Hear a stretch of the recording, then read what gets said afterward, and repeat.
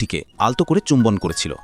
কিন্তু সেই মুহূর্তেই বহু দূরে বসে থাকা সিইওর মনে হয়েছিল যেন কেউ তার ঠোঁটে স্পর্শ করেছে। ঠিক সেই ক্ষণে মেয়েটির হাত থেকে পুতুলের পোশাক খুলে যায়, আর মিটিং রুমে সবার সামনে সিইওর প্যান্ট নিচে পড়ে যায়। রাগে তিনি সবাইকে ঘর থেকে বের করে দেন।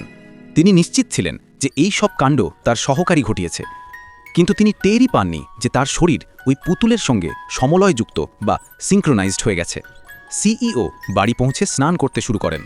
ওদিকে মেয়েটি দেখে যে তার পুতুলটি পুরোপুরি ভিজে গেছে। সে হেয়ার ড্রায়ার দিয়ে পুতুলটি শুকাতে শুরু করলে মুহূর্তের মধ্যে পুতুলটি নিচে থেকেই শুকিয়ে ওঠে এবং তার গায়ে পোশাকও চলে আসে। আসলে অন্যদিকে সিইও ততক্ষণে স্নান সেরে পাজামা পরে ঘুমাতে যাচ্ছিলেন। মেয়েটির সন্দেহ হয় এবং সে পুতুলের পোশাক বদলানোর চেষ্টা করে। সেই মুহূর্তেই সিইও আতঙ্কে জমে যান। তার শরীরের পোশাক হঠাৎ উধাও হয়ে যায়।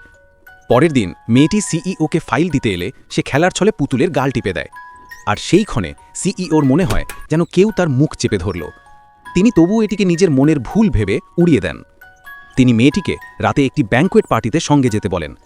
পার্টিতে সিইওর প্রতি দুর্বল এক ধনী মেয়ে এসে গরিব মেয়েটিকে উপহাস করে। এরপর সে মদের গ্লাস তুলে মেয়েটির দিকে ছুঁড়ে মারে। মেয়েটি আত্মরক্ষার জন্য পুতুলটি সামনে ধরলে তার পাশে দাঁড়ানো সিইও মাথা থেকে পা পর্যন্ত ভিজে যান। ধনী মেয়েটি পুতুলটি ছিনিয়ে নেয় এবং মেয়েটিকে ধাক্কা মেরে জলে ফেলে দেয়। ভয়ে মেয়েটি তার হাত ধরলে দুজনেই জলে পড়ে যায়। এদিকে সিইও সবেমাত্র পোশাক বদলে এসেছিলেন, কিন্তু তার শরীর আবার পুরোপুরি ভিজে গেল। এবার তিনি নিশ্চিত হন যে পুতুলটি তার সঙ্গে যুক্ত। তিনি জলে ধাপিয়ে মেয়েটিকে বাঁচান। জ্ঞান ফিরে আসার পর মেয়েটি দেখে যে পুতুলটির গায়ে একটি বাথরুম বা তোয়ালে জড়ানো আছে। সে তার পোশাক বদলানোর জন্য বাথরুমটি খুলে দেয়। ঠিক সেই মুহূর্তে সিইও স্নান সেরে বাইরে এসে থেমে যাও বলে চিৎকার করেন, কিন্তু ততক্ষণে অনেক দেরি হয়ে গেছে।